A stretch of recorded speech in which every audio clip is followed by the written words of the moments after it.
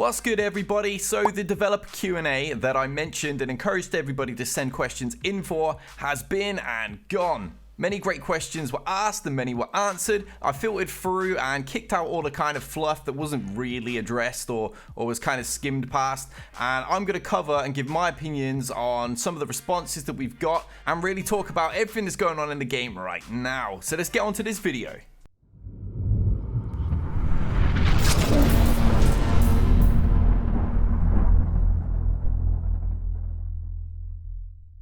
Right then, let's kick off with the first question that really stood out to me, and I think just about everybody, even all the other creators. This bad boy from Anakin1125, will there be a level cap increase or Gear 13 coming with the new Geonosis and territory battles?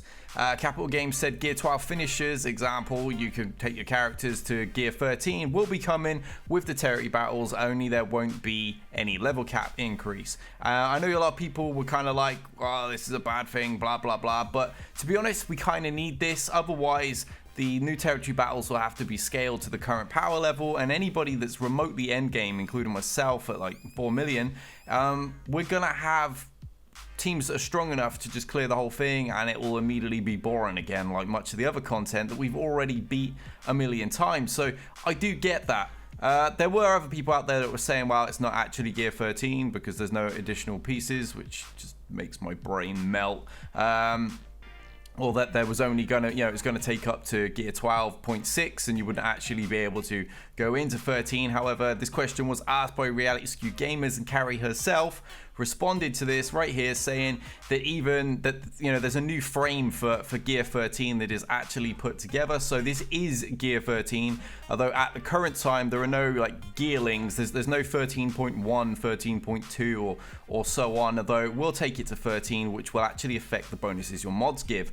Currently at Gear 12, when the mods add their percentage on top, like health or speed or whatever, it's not taking in the 5 additional gear pieces that we're putting on for 12.5. It's just going off of a base 12. Once we get into a base 13, those are actually going to be rounded up and will make a difference. So it is definitely going to increase the likes of, first order executioner's damage output because his health will be higher.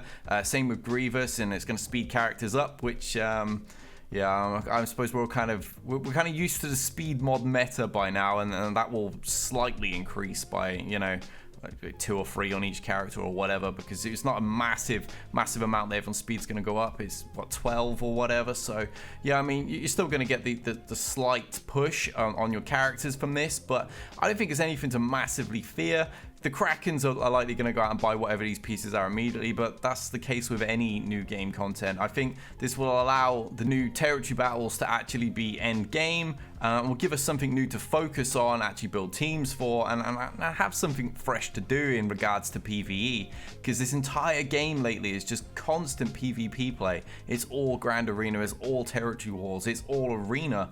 And we've got nothing but like over-year-old raids and territory battles, which we've all beaten like a million times. I get the newer players that aren't really feeling that way. They've got a ton to do, but people that have been playing the game for a couple of years or more, we're kind of at that point where there's just nothing fresh to do, and people are looking elsewhere and playing other games as a result. So fingers crossed that this will give us something new to occupy our time with. Okay, let's get into the next questions. Let me get rid of these ones.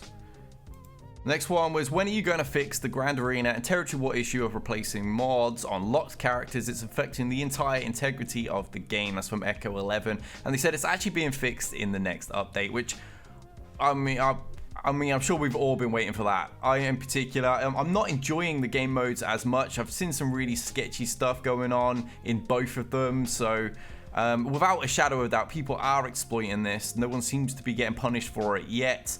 And it's affecting our payouts, so I'm really glad to hear this is actually finally happening. Hopefully this new update is really soon. I imagine it will be, because we've got the final the final Grand Arena going on right now, and then there's a gap while Grand Arena Championship is being sorted. So yeah, hopefully this is coming very shortly, and finally that will be patched, and battles will be fair again, because it's hard to know who's cheating and who's not. I mean, it's unlikely the entire guild you're facing in Territory Wars is doing this, but it's quite likely there's a couple of them that are, especially the ones that are under a lot of pressure to be performing. You've got that in every guild. You've got your alpha players, and you've got people that are being nagged because they're not really bringing in the banners, and this is kind of an easier way to get them. So fingers crossed that's really, really soon, because yeah, it really has affected the integrity of both modes. I've not enjoyed them as much, especially since Daft Microtransaction brought it out to everybody's attention. And obviously the trouble with doing that is, while it will finally push Capital Games to fix the issue, it also exposes it to the people that like to exploit it, and I think I've definitely seen more of that since. What we got next? We have this bad boy. Is there any chance we'll see a new capital ship in the foreseeable future? The Magic 8 Ball says, outlook doubly good. Keep an eye for an upcoming announcement on this very topic, which is awesome, because I've actually been saying Fleet is so stale right now. It's beyond boring. Everything is just Falcon or bust. And most of the best Falcon counters involve the Falcon, and the other ones are incredibly RNG heavy, and it's just not fun. It's been going on, was it about 5 months or so now? So I think that's long enough for this meta to have gone. Hopefully this will be a shift, or at least give us options. You know, give us a second team that we can run up against Falcon. Don't necessarily destroy Falcon's use. Have it useful, but still bring something else in that will allow people to fight back, basically. And that's what I'm kind of hoping this is. If I was going to go prediction wise, I say Nuke Gunray. I don't think it's going to be a Grievous capital ship. Yeah, I know a lot of people predicting that, but Grievous also has a fighter ship, so perhaps we'll see that before, and then we'll end up with the Separatist lead ship as Nuke Gunray, because he doesn't have a fighter ship. So it brings both of them in and adds 2 ships rather than just the 1. That's my hope anyway. Next. Boom. Along with new ships, we have new raids. When will another raid be developed, and will there ever be a ship raid? Apparently they've already had this, I'll start that again. Apparently they're already discussing what the next raid will be. It'll come after Geonosis territory battles and a while after that, so not directly afterwards or anything. As for the ship raid, they say hopefully, and it's definitely something they want to tackle. The next raid may not be a full ship raid, but may have elements of ships in it. No promises, but they're working towards it. Finally, I think a raid is what's needed, because theory crafters like myself, we thrive on finding new and fun, creative ways to use our like, you know, expanded rosters and have new fun. Unfortunately, the current way that Arena is working, we have these really like defined teams, that really defined meta where you have to have, you know, A, B, C, D, and E. There is no other option. If you throw something else in, you just plummet, or it just doesn't work at all. You have to have these select teams that are kind of forced upon us. There is no mix and matching about that. That in itself just murders theory crafting. Outside of the odd obscure team that's going to pick up a win here and there with a bit of RNG on their side, there's really nothing for theory crafters like myself to do, because the Sith raid is incredibly old. It's kind of all done. Outside of marketing like extra teams for people who like to battle for leaderboards, there's really not a great deal for me to cover when it comes to the Sith raid anymore. So another raid is something I really, really want for the sake of my channel, for the sake of just having fun in the game, and for the sake of, you know, PvE content. As I said, everything's PvP right now, and not everybody enjoys that kind of gameplay. Not everybody wants the pressure of having to have the best gear and the best mods. They like to have fun with the game, and the guild mentality of the game, the PvE style content, is actually the favorite of quite a few players. I mean, I've lost some really, really big whales from my guild because they're bored with arena style gameplay. They wanted to have fun as part of a guild, and they felt really pressured to spend to keep up with the metas and you know, that kind of gameplay. So fingers crossed this raid won't be too far behind, and hopefully territory battles, the new one, will keep everybody busy you know, in the meantime. The next one, if it will load, there we go. The game's focus has moved in the direction of highly synergistic teams within a faction and to a specific character synergies, as opposed to having teams where you can mix and match characters regardless of faction. Is the plan to release more general purpose characters, or is the idea going forward based around faction and character based synergies? That was exactly what I was talking about a minute ago, something I brought up many times on stream. They say, given the state of the game and number of characters in the game, introducing characters that have broad synergies, characters like Rex, for example, they're tricky and they can potentially have destabilizing effects over the long run, blah, blah, blah. Basically, I mean, I do get this. When you have a character that can boost like 1 billion characters, like you can plug all sorts in. It kind of like what Rex used to do. Rex was able to counter several metas in a row just because he's boosting turn meter and he's got tenacity up. So it was shutting down any team that they released that had debuffs. And he was able to boost all these new plug and play OP characters and just stick them in the team, and he'd protect them as a result. So I used to run it. I used to run Rex with Palpatine and Talzin when she first came out, because the combination of Shock and Plague was absolutely devastating. Then all I needed was a tank, so I'll throw Kenobi in because he's OP. Then you just needed a really big attacker to help shut down other tanks. Insert, Commander Luke Skywalker, and I was able to dominate an arena as a result. And I think that's what they're trying to shut down with this, especially as the game's getting a lot bigger with a lot more plug and play super powerful characters. It does make me pretty sad though, I have to admit. I kind of miss the days when there was more characters like this and it was easier to theory craft, and it was more variation to teams. Now it's kind of like having to have the same characters as everybody else, which leads to mirror matches, and that leads to just mod battles more or less, and it's just not as fun. So hopefully we will get some more of these characters in the future, though my guess is they're not going to be great characters, and it seems most of the leaderships are kind of gonna end up faction specific as a result. Specific, should I say. Next. This has been spoke about loads of times. Will we see anything in the future with ground battles with vehicles, AAT, speeder bikes, etc.? Carrie says this has been on my 5-year roadmap almost every year. It keeps moving back. She wants to do it, but there are other things to build. Now, I get this. This is a mode that I've been very interested in. My buddy Spartan-EZ, if you've not seen him before, check him out on Twitch, just twitch.tv/Spartan-EZ. Great guy. He's been pushing for this for a long time. He's really wanted this as much as I have, and I know a couple of other game changers have mentioned it, but kind of like Carrie says, there's a lot of things to do. I mean, they've got a mode right now called Fleet, which is completely void of anything interesting and hasn't really had any attention in months. So I'd rather they kind of remembered that mode needs some love, and it looks like we're finally going to get it with a new capital ship, which should hopefully lead to some new interesting things. But yeah, I think until the likes of a Fleet are alive again, vehicles is always just going to fall on the back burner. I wouldn't even expect to see it this year, to be honest. Not if we're going to see a new territory battles, ships come back to life, Grand Arena Championships, and a new raid. I mean, that's an awful lot. You got to factor in, we've got episode 9 coming in December, so we're probably gonna start seeing new content for that around November.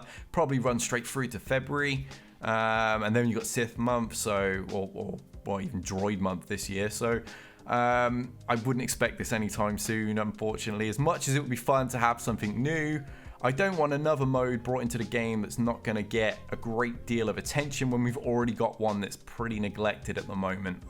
Fleet can be fun. It just needs some time and some focus on it, I think. Hopefully, if a ship section gets brought into the new raid, that will really ramp up the synergies and just the general interest from not only us, but from Capital Games in Fleet. So, fingers crossed. Next question is about PvE content. What is the plan for adding more PvE content to the game? Many days there is absolutely nothing to do in events table. I totally agree. And even more days there is something useless like a training droid heist. I completely agree about that as well. When can we expect more fun, challenging, rewarding, replayable PvE content? Carrie sat saying about the new territory battles, which is coming and stuff. Apologizes for the screw ups in the previous month, and then starts talking about territory wars and grand arenas kind of being the core of the game.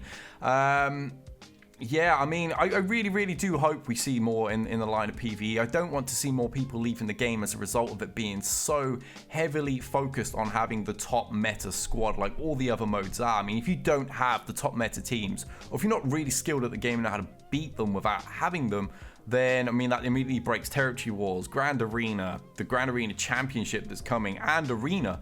You're now locked out of a huge majority of the game in regards to being like the best or competitive or really just like excelling and having fun with it in regards to, all your friends when you're chatting about it and stuff. You're the player that's kind of stuck at the back, unable to do anything. 250 in Arena rank, can't really get any higher.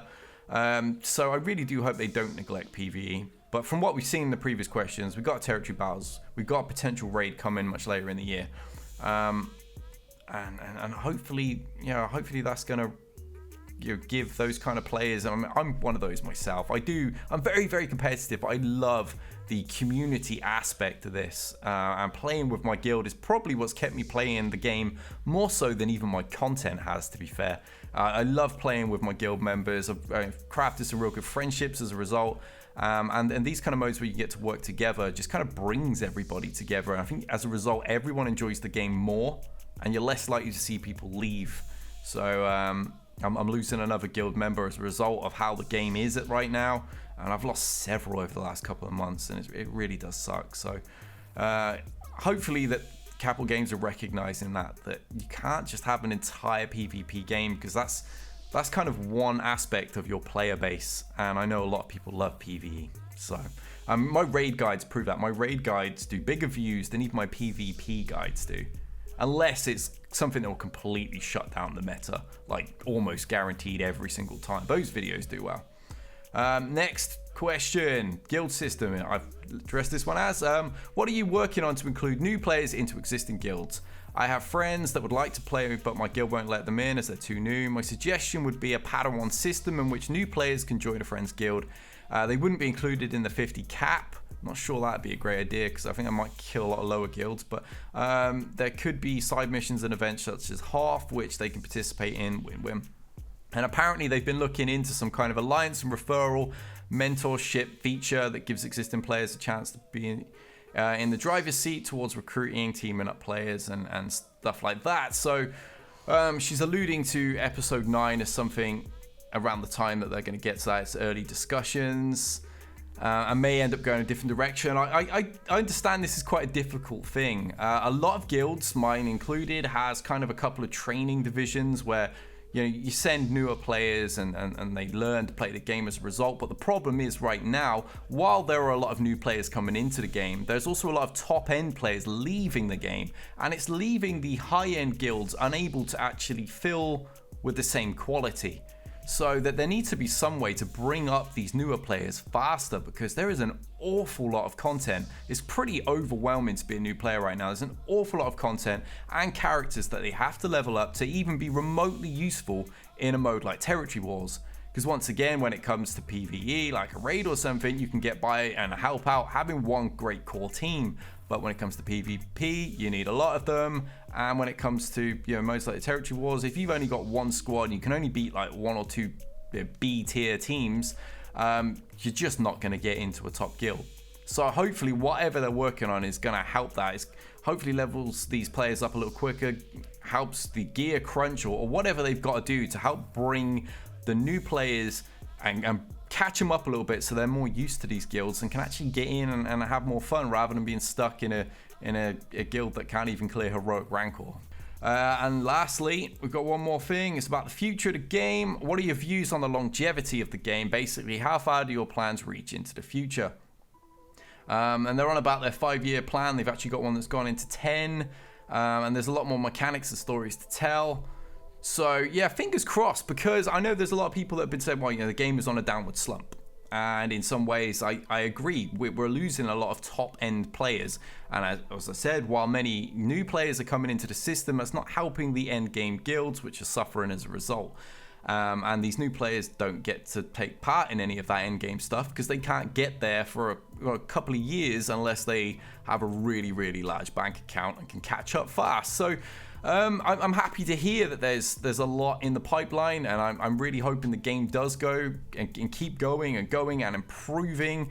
Some more communication with the community would be brilliant, not just for my channel, but for the sake of the fact I love the game. I've been playing this game since, October 2016. That's probably the longest I've played any game ever. I can't even remember a console game that I played this frequently and enjoyed this much after this long with daily gameplay. So that's it for this video, guys. That's my thoughts, that's my opinions on these matters. I'm hoping you guys enjoyed this video. If you've got any questions of yourself, I'm probably going to do a large Q&A with one of the other game changers and some of the other content creators shortly. So if you've got any questions you would like to pick my brain with yourself that maybe Capital Games didn't want to address or whatever, type them in the comments below. Send me a PM. Hit me up on Twitter. Get hold of me on Discord. Whatever you want. Send me some questions. I'll grab one of my buddies, one of the other content creators, and we'll sit down, we'll pick 5 of them, and we'll discuss it. We'll debate these questions.